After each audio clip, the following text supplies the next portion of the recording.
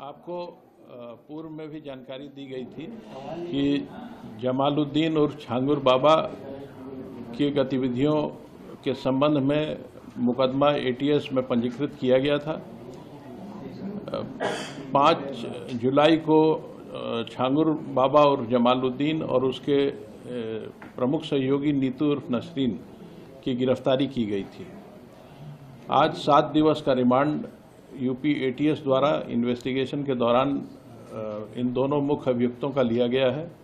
इनसे इस गैंग के सभी गतिविधियों, इनके मनी ट्रेल, इनके द्वारा अर्जित अवैध संपत्तियां इत्यादि की जानकारी की जाएगी।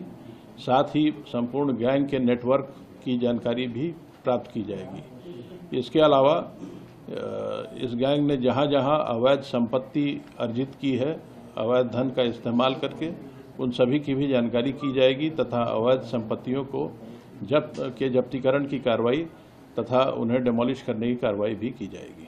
सर, क्या अभी तक जो जितनी भी आगे पहले जांच पड़ताल हुई है, क्या इस बात की कोई जानकारी अब तक कितने लोगों का अवैध धर्मांतरण कराया होगा, कितनी महिलाएं होंगी, कितने पुरुष होंगे, कोई आइडिया? इस संबंध में अभी कोई गैस करना उचित नहीं है, क्योंकि एटीएस इस पूरे प्रकरण की विस्तृत जानकारी कर रही है, उसमें गहन विवेचना कर रही है।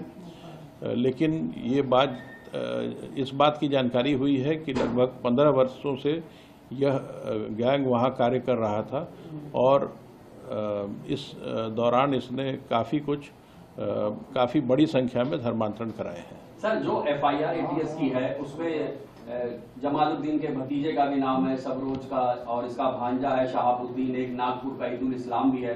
9 नामजद आरोपी हैं, मात्र 4 गिरफ्तार हैं। 5 की गिरफ्तारी कब होगी? इस प्रकरण में जब प्रत्येक मुलजिम के विरुद्ध साक्ष्य संकलन की कार्रवाई पूरी हो जाती है, उसके बाद ही गिरफ्तारी की जाती है।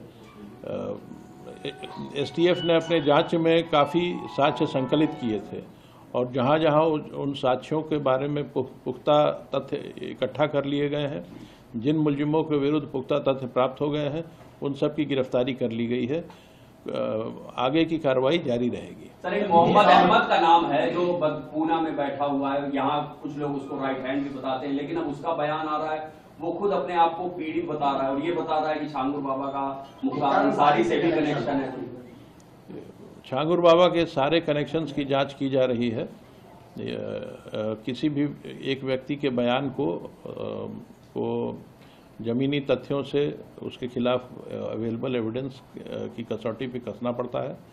जब सारे जानकारियां इकट्ठी हो जाएंगी तभी मैं इस पर कोई स्टेटमेंट दे पाऊंगा। मोहम्मद अहमद आपका आरोपी है? मोहम्मद अहमद आपके लिए आरोपी है सर? मोहम्मद अहमद इस प्रकरण में नामजद है और एटीएस उसके संबंध में जांच कर रही है। जांच से, विवेचना से जो तथ्य प्राप्त होते हैं उसके आधार पर कार्रवाई की जाए। सर, ईडी ने आपसे जानकारी मांगी है, क्या ईडी भी मनी लॉन्ड्रिंग के तहत कार्रवाई करेगी? ईडी द्वारा एटीएस से इस प्रकरण में दायर एफआईआर की प्रति मांगी गई थी। इसके अलावा और कोई जानकारी इस मुख्यालय के स्तर पर उपलब्ध नहीं है।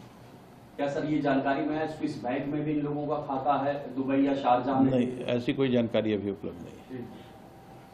Thank you.